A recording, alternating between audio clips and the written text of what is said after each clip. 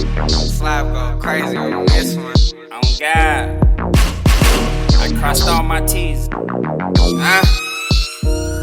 crossed all my T's and bullseye all my eyes. I won't let it affect me, nigga, less I slow on my grind. Freedom niggas still waiting on time. Most of the bitches in my DM always speak about my grind. I crossed all my T's and bullseye all my eyes. I won't let it affect me, nigga, less I slow on my grind.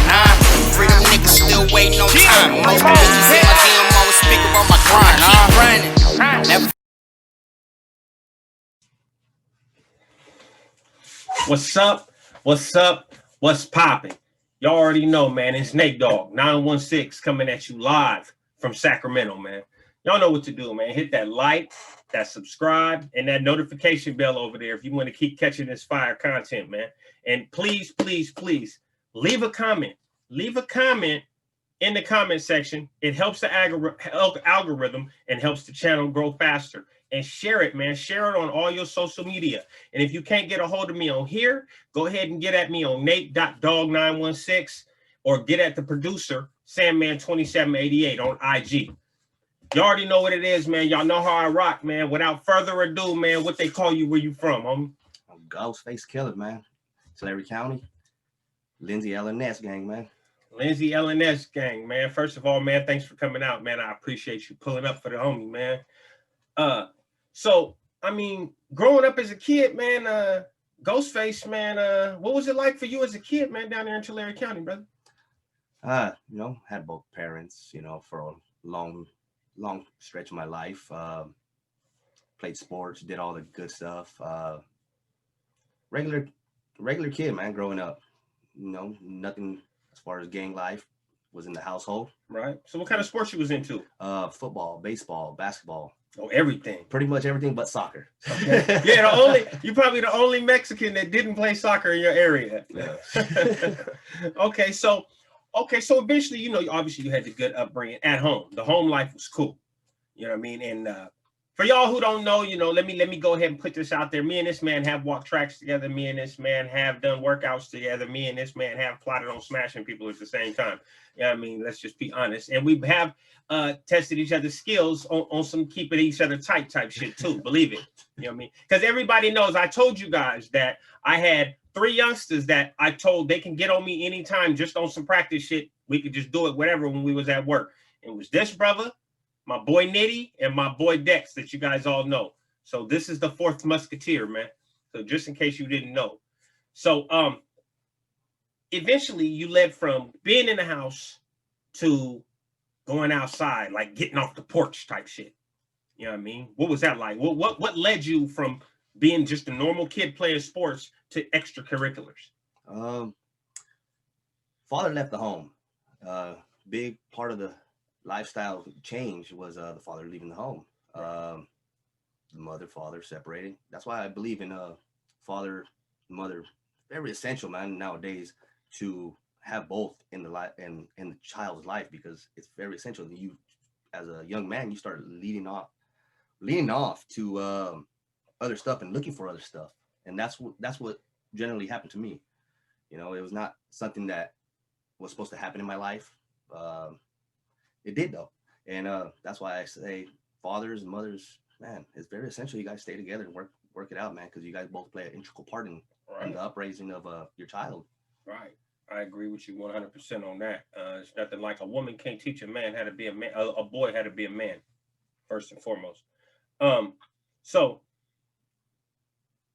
you get out in the streets, Pops is gone. So now you really don't have that male role model. Did you turn to what? Brothers in the neighborhood, or men in the neighborhood, or homeboys, or dudes that ended up being homeboys? How'd that turn out for you? I had a old-fashioned bringing up. I had uncles that were gang affiliated. Okay. So in that time, you know, it's a different generation, and I leaned towards more their lifestyle because my father wasn't there.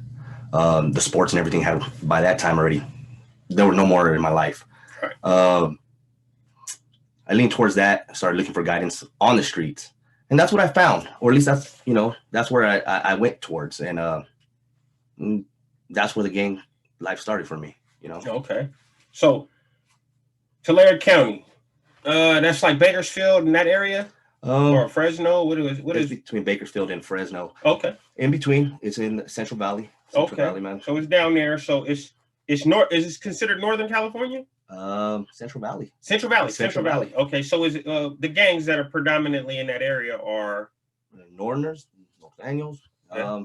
Every once in a while you run across a Daniel or okay. You know, I mean, you got your Bloods. You got you got Bloods and Crips down there. You got your Bloods. You got your Crips. Okay. You know, you got your Asian affiliations. Okay. And you got a little bit of everything, man. It's the big walk of life out there. Okay, so it's just a big mixing pot, just like my city, pretty much. Except for we don't really have no Sureños, but we had some Sureños at one point, but I don't know where they at now. I ain't never seen them before I went to prison. I heard they had a whole little area while I was gone in the north area, but I don't know where they at. I was over there doing an interview and I didn't see nobody, but I'm pretty sure that's still their park. But you know, no disrespect, you know, hey. But so you end up just started hanging around with your uncles or hanging around with the uncles' little homies or a little bit of both. You know, it taught me a new lifestyle. You know, going out to seeing the girls and venturing with them, taking car rides and just mixture of a little bit of things. And then as that went on, started meeting other people that I went to school with that are starting doing the gangbanging stuff, and we all started you know, chilling and then we started our thing. And you know. Okay. So you in the streets, you actively a member of your clique or your crew. The crew don't matter. We're not talking about that. That's not what this is about. This is about lessons and the fact that the streets is out there. But you out there with the homies doing y'all stuff. Eventually you catch a case to go to juvenile for the first time. Correct. You know, are you able to talk about that? Or yeah, sure. Okay, well, if you could tell us about what happened the first time you ever went to juvenile, what happened to lead you there? You know, doing juvenile stuff, GTAs, you know, stuff like that, home invasions, stuff like that. Did my time. Get to juvenile hall and supposed to go to boot camp. Get some Sureños that are in there with us, and well, you know, catch a great bodily injury on one of them because I pulled off the cord off the phone and started banging them out with it. Right. So you know, that was my step up to YA. You know. Oh, okay. Get to YA and it's a whole different atmosphere, man. The definition of gladiator school is really the definition of gladiator school when you arrive there. Right. You got a lot of juveniles that have a lot of testosterone that are built up and want to make a name for themselves. And you know, I was one of them, man. That's what I did. I went and made a name for myself. Right. And is that when they started calling you Ghostface? Oh, I've been Ghostface Killer since the streets, man. Oh, okay. This was not this was a hood name. Did you get it? Like, did they call you that, like from the dude from the Wu-Tang Clan? You know, that's something like that. Oh, we'll go with that one. Oh. Okay, I got you. Let's go with that. He got his name. You know how he got his name. Either way. So juvenile, you bang somebody out. You bang one of the opposition out. You know what I mean? They send you to YA gladiator school. We fighting all the time. Regular issue. I never been to YA. You guys know that, but I do have a lot of homies that have, and every homie I know that came home from YA had mad mitts. You know what I mean? Like you go to YA fighting okay and come out fighting like you ready to get in the ring, or you a bitch. You know, either way, you either come out a beast or a bitch. I ain't never met nobody that came out of YA personally that really wasn't with the shit after they got out. You know what I mean? And really could fight, not just would fight. There's a difference between being willing to fight and being able to fight. I tell you guys that all the time. Make sure you subscribe.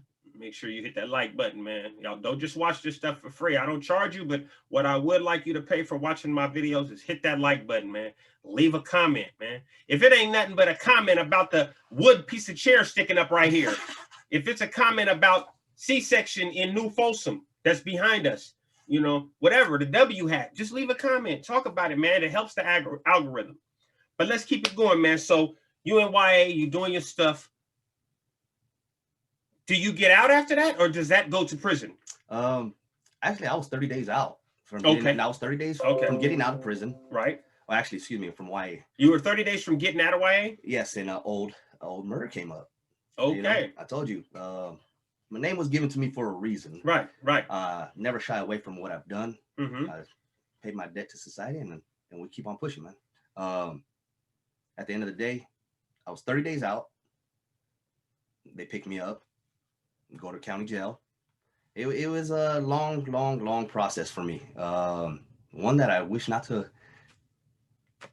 ever do again. So with that, we went back to county, fought the case, looking at the death penalty, looking at a little bit of everything. First deal was 56 years to life. I laughed at him, said never. Ever. Then they offered me 36 to life. Right. Never, ever will I ever take a L behind anything. Right. Facts. I said, we can go to trial. And at the end of the day, give me anything without the L. Right. And I'll sign off now. Right. Right this second. Right this second. No ifs, buts, or about it. Right. They offered me 17. 17 years. Big difference between 56 years to life. So this was first offense as an adult. Actually, it tried me as a juvenile. Oh, okay. It was a juvenile. I was 15, turning 16 when that occurred. So okay. So they gave you 17. They offered you 17 years for juvenile murder. Yeah, I jumped on it. Of course. I was 21 at the time. Right. I was 21. Oh, you were fighting your case in all this time? No. Actually, it just came up 30 days before I was getting out of YA. Oh, okay. So you caught the case. Oh, so when they charged you with it, you were 21 years old. Yeah. But the case occurred when you were 15. So they charged you as a minor. Correct. So, okay. So they charged you from when the case happened. Correct. Okay. See, I didn't, I'm not legal beagle. I don't know these types of things. I know what I did and how much time I got for it. Yeah. So the case, it's a closed case now, right? Correct. Were you the only person on the case? I wasn't. Okay, so are you able to talk about the actual case? We can venture into it. I mean, are you able to talk about what happened to catch the murder? I give you spills and bits of it. Okay, if you can't, only what you can. I don't want, you know what I mean? I don't want nobody else being incriminated. I don't want you incriminating yourself, even though you already did the time for it. You know what I mean? But what led up to it, or whatever, you know what I mean? What was the situation? Was it a gang and whatever? I'll let you talk about it. It was a little bit of stupidity as a juvenile, mind still thinking that we're above the law. Right. We're above everything. So went in, and so happened to be somebody was in there, and at the end of the day, 2 walked out, 1 didn't. Oh, so the murder happened while incarcerated in a facility? No, in a house. Oh, in a house. Oh, okay. Yes, sir. All right. Okay. And that's what I'll tell you about that one. But I won't go too much further into that one. No, because condolences to the family. You know what I mean. You know how we rock. We do stuff when we're young that we don't think about the repercussions of. But it is what it is. Like I always say about my victim, in my case, condolences to his mama, because it wasn't your fault he did what he did, but I had to do what I had to do, and that's a lifestyle I lived. But, I'm not glorifying it. I don't glorify any kind of violence. I'm just here to tell a story, and you can learn from someone that you think's in the same kind of shoes you in or been there. So you take the deal for 17 years and jump on it. You're 21. They send you to reception center for prison, right? Correct. What reception center did they send you to? I went to Delano. Okay, so we're gonna stop that one. Slab go crazy on this one. On God, I crossed all my T's. I crossed all my T's and bullseye all my eyes. I won't let it affect me, nigga, less I'm slow on my grind. Freedom niggas still waiting on time. Most of the bitches in my DM always speak about my grind. I crossed all my T's and bullseye all my eyes. I won't let it affect me, nigga, less I'm slow on my grind. Freedom niggas still waiting on time.